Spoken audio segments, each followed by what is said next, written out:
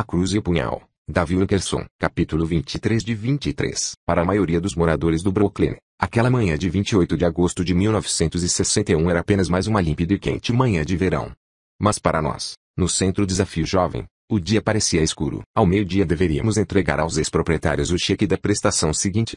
Precisávamos de 15 mil dólares. Quanto dinheiro temos no banco?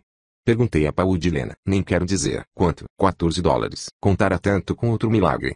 De alguma forma, eu sentia no coração a confiança de que não iríamos perder o centro. Mas eis que chegávamos ao final do prazo estipulado, e não tínhamos o dinheiro. Meio-dia chegou, e nada de milagre. Comecei a fazer perguntas a mim mesmo sobre a minha confiança. Será que estava apenas tentando iludir a mim mesmo? Será que esperara demais da parte de Deus, sem fazer alguma coisa, mesmo? Escute, disse eu a Júlio Freire, nosso advogado, não vou me apresentar a ele sem um tostão. Será que você conseguiria um prorrogamento do prazo? Júlio passou a tarde estudando documentos e assinando papéis e, quando terminou o trabalho, disse que havia conseguido uma prorrogação. Concordaram em esperar até o dia 10 de setembro, Davi, mas se o dinheiro não estiver em suas mãos até esse prazo, tomarão as devidas providências. Você tem alguma ideia? Sim, respondi, e ele ficou animado.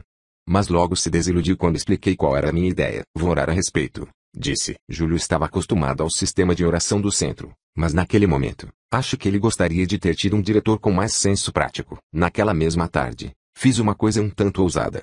Reuni todos os jovens, membros de quadrilhas, viciados, estudantes, obreiros, e disse-lhes que o problema estava solucionado. Houve grande regozijo. Penso que devemos todos ir à capela agradecer a Deus, continuei. Assim fizemos. Entramos, fechamos as portas, e começamos a agradecer e louvar a Deus por ter salvo a casa para o seu uso. Afinal, alguém perguntou, Davi, de onde veio o dinheiro? Não, ainda não veio. 25 jovens pasmados.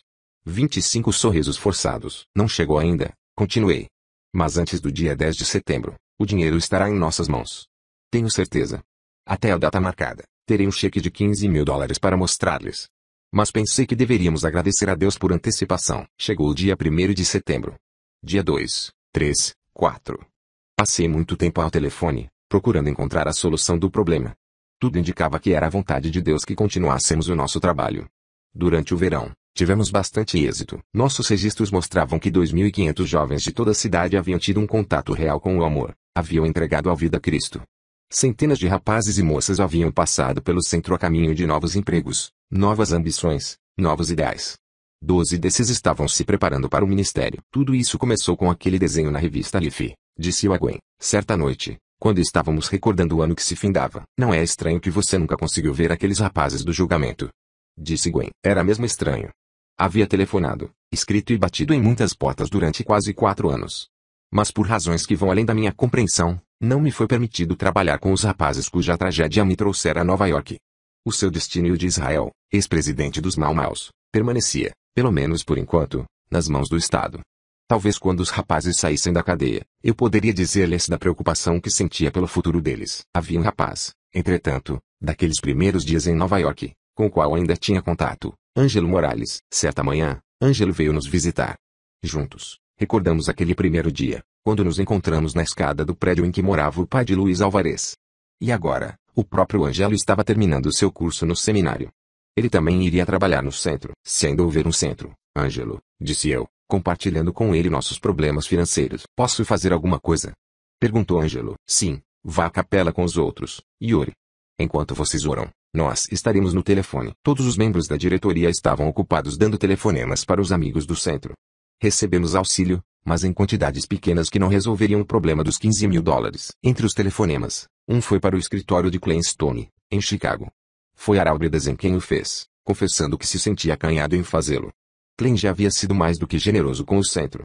Procurávamos mantê-lo sempre informado acerca do progresso de nosso trabalho, não apenas quando precisávamos de dinheiro, mas penso que quando Klein recebeu o telefonema vindo do Desafio Jovem, a sua reação natural foi colocar a mão sobre a carteira, protegendo-a. Foi com o filho de Klein que Arald falou pelo telefone, no dia 8 de setembro.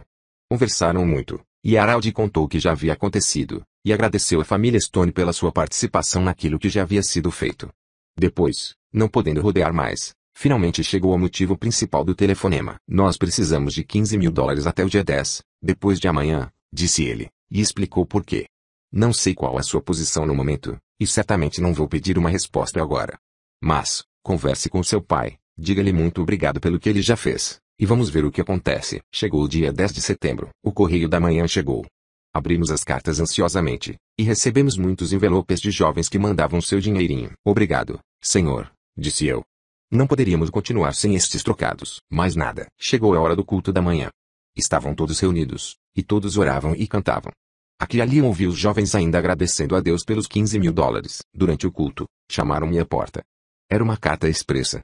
Olhei o carimbo, Chicago, Illinois. Abri o envelope, e dentro havia um cheque visado no valor de exatamente $15.000. Eu nem podia falar, quando levei aquele pedaço de papel para a capela.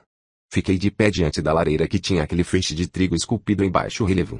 Sem dizer palavra, levantei a mão pedindo silêncio, e quando todos se calaram, Paul de Helena entregou o cheque ao rapaz que estava mais perto de mim. Quer mostrar aos outros, por favor? Disse Paul numa voz quase inaudível. O cheque que Clinstone agora tem no seu arquivo em Chicago, já compensado, conta a história da maravilhosa operação de Deus entre os jovens de Nova York. O cheque está endossado de forma correta, depositado corretamente, porém, mais do que isso. Se olharem bem para aquele cheque, verão que está manchado. Posso dizer que está sujo, depois de ter passado pelas mãos de 2 dúzias de jovens que aprenderam o que é crer. Sem dúvida, haverá sinais de algumas lágrimas também, lágrimas de gratidão a Deus, que age de maneira misteriosa para executar os seus milagres. Epílogo. Esta história, é claro, está longe de ter chegado ao fim. Diariamente se escrevem novos capítulos na vida transformada de jovens, em toda Nova York. Mas outro volume também está sendo escrito. Esse se refere a Chicago, e não a Nova York.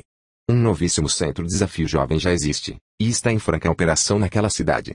Aprendendo dos nossos sucessos e erros, do nosso projeto piloto aqui, o centro de Chicago está progredindo. Como o nosso centro em Nova York, terá despesas de aproximadamente $50.000 durante o primeiro ano, possuindo saldos bancários de 14, 15 e 16 dólares. Quando fui a Chicago ajudar no início do centro, podia ouvir ecos da pergunta de Paul de Helena. Onde está o dinheiro? Onde estão os livros? Quem é o responsável? O Espírito Santo é o responsável. Enquanto ele for o responsável, os programas progredirão. No instante em que tentarmos resolver as coisas pelo nosso próprio poder, fracassaremos. Esse é o princípio de direção do centro aqui em Nova York. É o princípio que dirigirá o nosso centro em Chicago e o que está para começar em Filadélfia, em Boston, Los Angeles e Toronto. O Espírito Santo é o responsável. Deveríamos escrever essas palavras nos umbrais de nossas casas. Mas como palavras não podem significar muito, faremos melhor. Nós as escreveremos em nossa vida, e na vida de todos aqueles que pudermos alcançar e inspirar com o Espírito do Deus vivo. Fim. Final do capítulo 23 de 23. A cruz e o punhal. Davi Wilkerson.